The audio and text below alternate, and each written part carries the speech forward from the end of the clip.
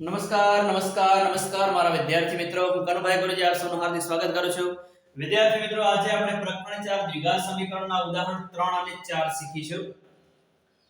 ઉદાહરણ 3, સમીકરણ 2x2 5x 3 0 ના બીજ અવયવ પાડીને શોધો. અહીંયા જે પણ આપણને દ્વિઘાત સમીકરણ આપ્યું છે એના અવયવ પાડી અને એના બીજ એટલે કે ઉકેલ શોધવાના છે. સૌપ્રથમ આ સમીકરણ જેમ છે એમને આમ લખી દઈએ. 2x2 5x 3 0. હવે તમને અવયવીકરણ કરતા આવડવું હોવું જોઈએ. આની અંદર અવયવ પાડવા માટે આપણે શું કરીશું? તો સૌપ્રથમ પ્રથમ પદ અને અંતિમ પદનો ગુણાકાર કરીશું. +2 + +3 2 તારી 6 એટલે આપણને અહીંયા ગુણાકાર મળશે +6 પ્લસ ગુણ્યા પ્લસ બરાબર પ્લસ, ચિહ્નો સમાન હોય ત્યારે ગુણાકાર પ્લસ આવે. 2 તારી 6 ગુણાકાર +6 મળે છે. હવે અહીંયા સરવાળાનું ચિહ્ન આવ્યું છે, +6 છે. સરવાળાનું ચિહ્ન આવ્યું હોવાથી આ 6 ના એવા બે અવયવ પડે જેના સરવાળાથી વચ્ચેનું પદ મળે. તો વિદ્યાર્થી મિત્રો, 6 ના એવા બે કયા અવયવ છે જેનો સરવાળો -5 થાય? ચિહ્ન સાથે વિચારો. વિચારો ચલો. ઓકે, આવડ્યો? 2 તારી 6 જે ગુણાકાર કર્યો તો એનો એ જ 2 તારી 6 2 તારી 6 મળી જાય છે, 2 3 5 પણ મળી જાય છે. બરાબર. ચિહ્નો કયા આવે? તો જ્યારે સરવાળાથી વચ્ચેનું પદ મળતું હોય ને તેના બંનેના ચિહ્નો સમાન હોય. કયા હોય? બીજા પદ આગળ જે હોય ને એ. બીજા પદ આગળ અહીંયા માઈનસ છે તો બંને ચિહ્નો આના શું હોય? માઈનસ હોય. અને જો અહીંયા બીજા પદ આગળ પ્લસ હોય તો બંનેના ચિહ્નો શું હોય? પ્લસ હોય. તો આપણને હવે અવયવો મળી ગયા છે. હવે આગળ વધીએ તો પહેલું પદ જેમ છે એમ નામ લખી દઈશું 2x2.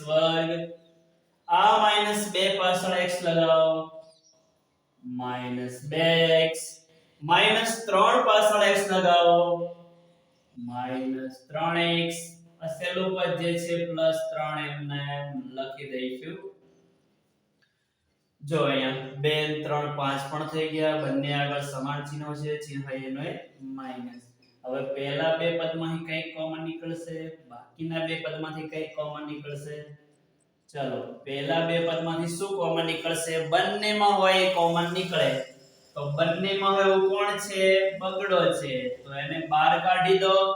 બેજો અહીંયા x છે ને અહીંયા x, પણ નાની ઘાત વાળો હોય કોમન નીકળે. અહીંયા x ની 2 ઘાત છે, અહીંયા x ની 1 ઘાત છે. તો 1x બહાર નીકળશે કારણ કે 1x જ કોમન છે. 2 બહાર આવી ગયા. x ના વર્ગમાંથી 1x બહાર આવી ગયા તો અંદર 1x વધશે. x ગુણ્યા x એટલે x નો વર્ગ માઈનસ એમના એમ. આ 2x પૂરેપૂરા બહાર આવી ગયા, બધું જ બહાર આવી જાય એટલે શું વધે? 1 વધે. આ બંનેમાંથી શું કોમન નીકળશે? ફરી બંનેમાં સરખું હોય કોમન નીકળે. તો બંનેમાં સરખા કોણ છે? 3. બેજો આગળ માઈનસ નું ચિહ્ન છે એટલે માઈનસ કોમન નીકળશે. -3 કોમન નીકળશે. કૌંસમાં શું વધશે? તો અહીંયા 3x માંથી તગડો બહાર આવી ગયો. શું વધશે? એકલા x વધશે. બેજો જ્યારે માઈનસ કોમન કાઢો ત્યારે અંદરનું ચિહ્ન બદલાઈ જાય તો પ્લસ ના શું થઈ જશે? માઈનસ. અને તગડો 1 હતો એ બહાર આવી ગયો એટલે અંદર 1 વધશે. બધું બહાર આવી જાય ને તો 1 વધે. બરાબર છે. હવે ફરી x - 1 કોમન કાઢો.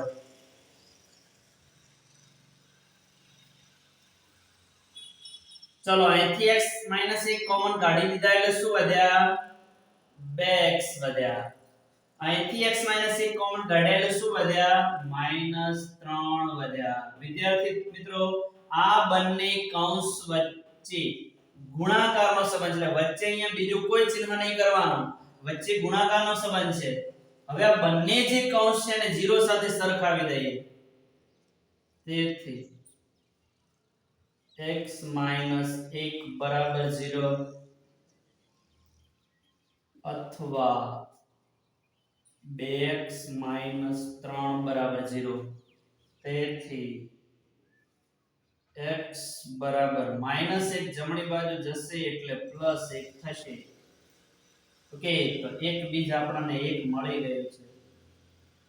તેથી 2x આ -3 જમણી બાજુ જશે એટલે +3 થઈ જશે, -1 પ્લસ થઈ જાય.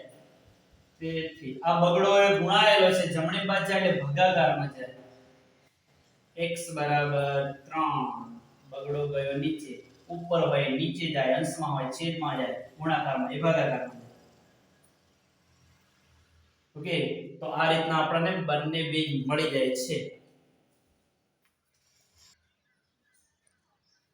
ઉદાહરણ 4 દ્વિઘાત સમીકરણ 6x2 - x - 2 બરાબર 0 ના બીજ શોધો. અહીંયા પણ આપણે અવયવો પાડીને આના બીજ શોધવાનો પ્રયત્ન કરીએ.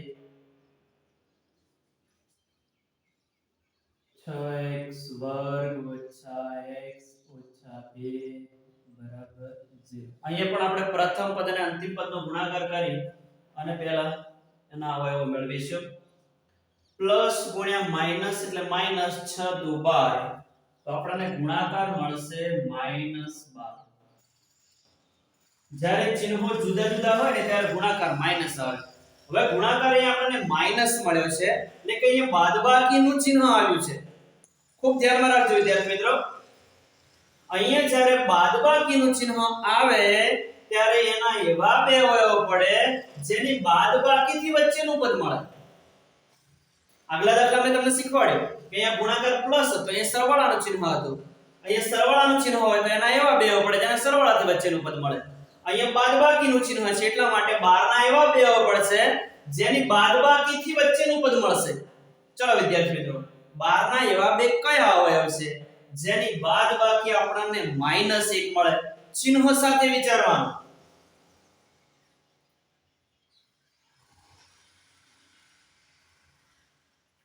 વિચારી લીધો? 4 તારી 12,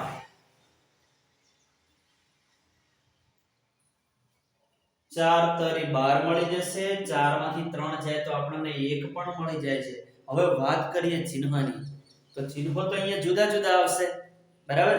જ્યારે બાદબાકીથી વચ્ચેનું પદ મળતું હોય ત્યારે ચિહ્નો જુદા જુદા હોય. તો ચિહ્નો કયા કયા આવે?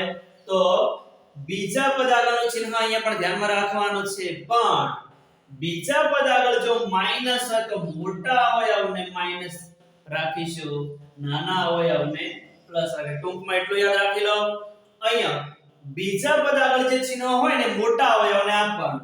4 ને 3 માં મોટા કોણ છે? 4, તો 4 ને માઈનસ રાખીશું, બાકી વધ્યાને પ્લસ રાખીશું. ખ્યાલ આવી ગયો હશે? આગળ વધીએ આપણે દાખલાની અંદર. તો પહેલું પદ જેમ છે એમ લખી દઈશું. therefore 6x2 -4 પાછળ x લગાવો -4x, +3 પાછળ x લગાવો +3x. આ પહેલું પદ -2 જે છે એમને એમ લખી દઈશું. પહેલા બે પદમાં કઈ કોમન નીકળશે, બીજા બે પદમાંથી કઈ કોમન નીકળશે? ચલો વિચારો, પહેલા બે પદમાંથી શું કોમન નીકળશે? વિચારો વિચારો વિચારો. બંનેમાં સરખું હોય કોમન નીકળે, તો બંનેમાં સરખું કોણ છે? પહેલા તો અહીંયા જે સંખ્યાત્મક સહગુણક છે એમાંથી શું કોમન નીકળે કા જોવાનું. મોટા મોટો ઘડિયો પસંદ કરવાનો. કયો ઘડિયો એવો છે મોટા મોટો જેની અંદર 6 પણ આવે 4 પણ આવે? તો એવો ઘડિયો 2 નો છે. 2 તારી 6 2 2 4, બરાબર છે? તો બંનેમાં એક તો બગડો છે, બગડો કોમન નીકળશે, બરાબર? હવે ચલની વાત કરીએ, બંનેમાં ચલ જે સરખો હોય કોમન નીકળે, નાની ઘાત વાળો કોમન નીકળે. તો આની 1 ઘાત ને આની 2 ઘાત છે એટલે 1 ઘાત વાળો કોમન નીકળશે, બરાબર? કૌંસમાં શું વધે? તો 2 નો ઘડિયો 6 આવે ત્યાં સુધી બોલવાનું. ચલ 2 તારી 6, ઓકે? તગડો વધશે, બગડો બાર આવી ગયો, તગડો વધે. હવે x વર્ગ હતો એમાંથી 1x બાર આવી ગયો છે, તો અંદર કેટલા વધશે? 1x વધશે. x ગુણ્યા x એટલે x નો વર્ગ માઈનસ 2 નો ઘડિયો 4 આવે ત્યાં સુધી બોલો. તો 2 2 4, 1x હતો એટલે 12 આવી ગયો છે, ઓકે? તો -2 વધશે. હવે પાછળના બે પદમાંથી એક સિવાય કઈ કોમન નથી તો એકડો બાર કાઢી જો જે વધે એ લખી દો 3x - 2 કૌંસ પૂરો બરાબર 0. અહીંયા જે વધે એનો એ જ અહીંયા વધવું જોઈએ તો જ તમારું અવયવીકરણ સાચું પડે. તેથી 3x - 2 3x - 2 કોમન કાઢી દો. બંનેમાં સરખા કોણ છે 3x - 2 છે તો 3x - 2 છે એ કોમન નીકળશે. 3x - 2 અહીંથી બહાર નીકળી જશે તો અહીંયા શું વધશે 2x. 3x - 2 અહીંયાથી કોમન નીકળશે તો શું વધશે અહીંયા 1 વધશે બરાબર 0. આ બે કૌંસ વચ્ચે ગુણાકારનો સંબંધ છે. હવે બંને કૌંસને 0 સાથે સરખાવી દઈએ તો 3x - 2 બરાબર 0 અથવા 2x + 1 બરાબર 0. બંને કૌંસને આપણે 0 સાથે સરખાવી દીધા. therefore આ -2 બરાબરની જમણી બાજુ જશે એટલે +2 થશે. therefore આ ત્રણ ગુણાયેલા છે જમણી બાજુ જશે એટલે ભાગાકારમાં જશે. તગડો ગુણાકારમાં છે ભાગાકારમાં ગયા તો x બરાબર આપણને કેટલા મળી ગયા છે 2/3 મળી ગયા. એક બીજ આપણને કેટલું મળ્યું 2/3. એક ઉકેલ કેટલો મળ્યો આપણને 2/3. therefore અહીં ચાલુ કરીએ તો 2x બરાબર +1 જમણી બાજુ જશે એટલે -1 થશે. therefore બગડો અહીંયા ગુણાયેલો છે જમણી બાજુ જશે એટલે ભાગાકારમાં જશે.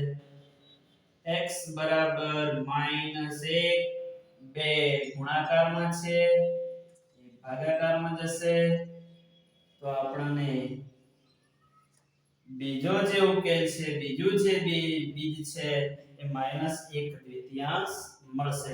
આવડ્યા